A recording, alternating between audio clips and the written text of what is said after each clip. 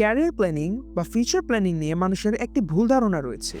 কোনো মানুষকে যখন জিজ্ঞাসা করা হয় নিজের ভবিষ্যৎ সম্পর্কে তোমার প্ল্যানিং কি, তখন সে বলে, আরে ভাই, ভবিষ্যতে কি হবে না হবে সেটা আমরা কি জানি, যা জানেন তা তো উপরওয়ালা। কিন্তু আসলেই কি তাই?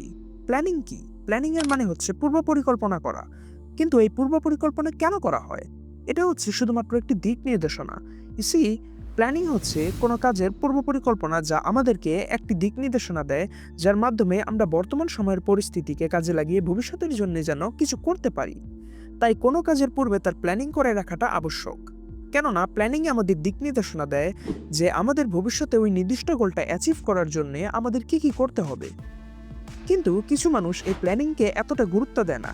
তারা বলে, যা হবে দেখা যাবে, বা যা হবে তা তো আমরা জানি না, ভবিষ্যতে আমরা বেঁচে নাও থাকতে পারি।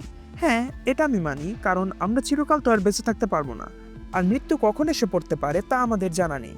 কিন্তু তার জন্য আমরা থেমে থাকবো কেন? ধরুন আপনার 1 সপ্তাহ পর পরীক্ষা, আপনি এই 1 সপ্তাহের ভিতর মারাও যেতে পারেন। তাই আপনি নিজের মনে আগে থেকেই ঠিক করে রাখলেন, আচ্ছা এই 1 সপ্তাহের মধ্যে তো আমি নিজেও মারা যেতে পারি, তাই আর পরে কাজ নেই। কিন্তু 1 সপ্তাহ পর পরীক্ষার দিন ঘুম থেকে উঠে দেখলেন আপনি বেঁচে আছেন। এখন তো আপনি এই 1 সপ্তাহ কোনো কিছুই পড়েননি, তাই পরীক্ষায় কিছুই লিখতে পারলেন না, আর অবশেষে আপনি ফেল করলেন। এতে দোষটা কার?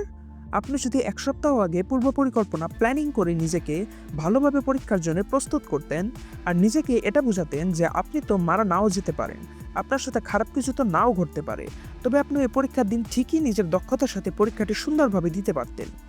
আমাদের মাঝে এমন অনেক মানুষই আছেন যারা নিজেদেরকে এভাবে অলস করে তোলেন, নিজেকে এটা বুঝিয়ে যে যা আছে দেখা যাবে, কপালে যা আছে তাই হবে, সৃষ্টিকর্তা ভাগ্যে যা লিখেছে তাই হবে। যদি তাই হতো, তবে তিনি, সৃষ্টিকর্তা, আমাদেরকে এই পৃথিবীতে পাঠিয়েছেন কেন?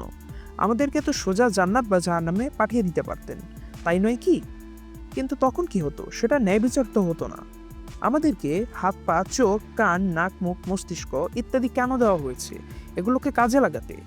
হ্যাঁ, ভবিষ্যতে কি হবে তা আমরা কেউই জানি না, কিন্তু তাই বলে নিজেদের এই এক্সকিউজ কেন দিই যে যা হবে তা দেখা যাবে? কিন্তু আসলে আমরা মানতে পারি না বা মানতে চাই না যে আমরা খুবই অলস।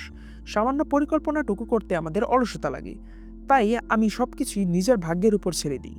কিন্তু এটা বুঝতে চাই না যে চাবি না ঢুকালে ভাগ্যের তালা কখনোই খুলবে না। পরিকল্পনাটা হচ্ছে সেই চাবি, আর সেই চাবিটা ঢুকানোর চেষ্টা করাটাই হচ্ছে আমাদের পরিশ্রম।